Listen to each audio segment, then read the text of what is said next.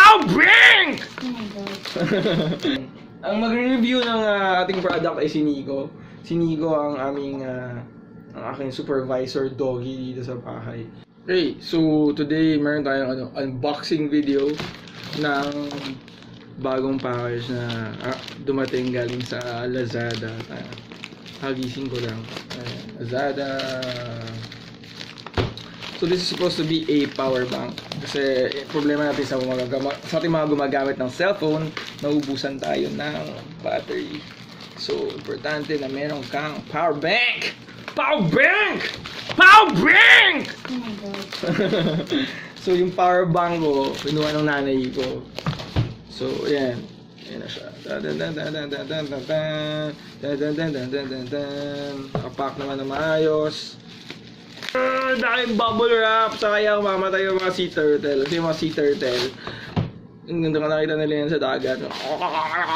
So ang unang laman ng pack, wow, dalawa pa rin dumating. Ang unang nating product ay ang 2 USB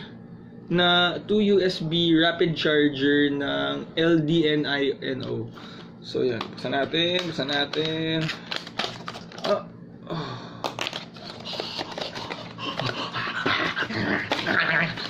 Oh, okay, so ang laman niya ay paper na nagsabi na blah blah blah blah blah blah blah blah blah. So we can assist you blah blah blah blah blah blah blah blah. So galing sa Lucky HR. Lucky HR isa sila sa mga malaking seller sa Lazada. Yan, Lucky HR. Lucky HR. Yan ang mga natin. So ano yung product na binili natin? Binili natin ay isang handy to kasi minsan nawawala. Meron naman madami naman akong cable pero minsan nawawala yung ulo ng cable. So minsan din mahirap mag-charge kasi dalawa yung charge mo, phone plus yung camera plus yung kung ano man, meron ka pang vape. So maganda meron kang baon na ganito. So very sleek siya from niyo. Pangalan niyo, hindi mabasa. Good, looks good. So 2 USB ports. Ayan, 2 USB ports tapos plug diretso na sa ano. So we're gonna try that. Plug that in, and of course ang pinaka-importante na sumama sa picture nito ay PIneng yun yung brand, PIneng na power bank. That's 4.5 propose ko na lang yung specs. So 415 grams, so halos kalahating kilo yung bigat. Medyo mabigat nga siya. So let's open the box.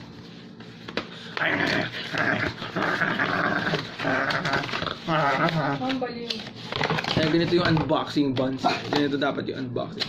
Wow, ang laki niya! Shit! Sabi ko naman kung akong bibili ako ng bagong Maliit. Oh, mas maliit sana. Mas malaki pa sa cellphone ko. It's parang 3 times the weight ng phone ko. Magkano yan? 800. So, maganda siya kasi ang bundle na to nasa 900 lang halos. Tapos ano na siya, gold, hindi siya gold plate. It's still plastic pero parang may gold yung sheen niya. Importante para sa akin to kasi usually nawawala ko yung mga bagay na puti at black. So yung phone ay puti or black, most likely mawawala yan. So mga katulad ko, bagay sa akin yung mga highly reflective or sobrang neon. Yung parang drag na halos na mga items para hindi ko mawala. So yan. Okay. Ba't ba yung kable? Yan, tutry natin how it works with the LDNIO. So ito nag-on yung doorbell. Yan.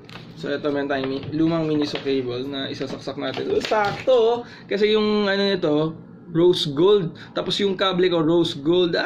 Sobrang bagay! Oh my God! It's like rose gold. Oh my God.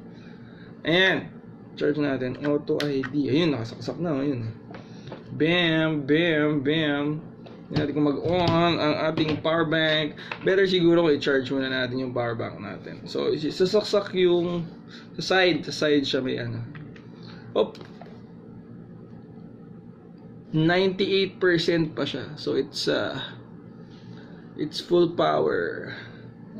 Fully charged pa siya. Ready na pala to. Tapos meron pa siyang on-off button. Ayan. Paano yun yung flashlight? Yun yung tanong. Ayun, double click lang pala. Tapos meron ka ng flashlight. So, let's see kung maganda siya. Okay. Double click to turn off the flashlight. So, since fully charged pa siya, gagawin natin, ipabaliktad naman natin. Oh my god, it's charging itself! Infinite energy! Ang stupid daw ng ginagawa ko. Wala akong pakialam sa'yo ba? Wala akong pakialam! So, ayan, charge natin yung phone. Tingnan natin kung gumana. Yung phone yung namin kung mag-record. Nag-charge ba siya? Oh yeah, nag-charge. And, dahil meron siyang smart display, and pinapakita na niya, 86%, 5 volts, 2.1 amperes. Sobrang okay. Medyo mabigat. So, hindi siya yung type na ilalagay mo sa bulsa with your phone. Extra bag. But at least it comes with, everything. May libre palang cable. Yung iba nagreklamo, wala daw cable na dumarating sa kanilang package. So, yung sa akin, meron siyang free cable na maliit. So, this would come handy for everything kasi lagi nawawala yung mga cables, maraming sobra, madaming sinacharge, so perfect na perfect siya. Alright, so yun lang yung natin. Ang ating 2 products for today, ang PIneng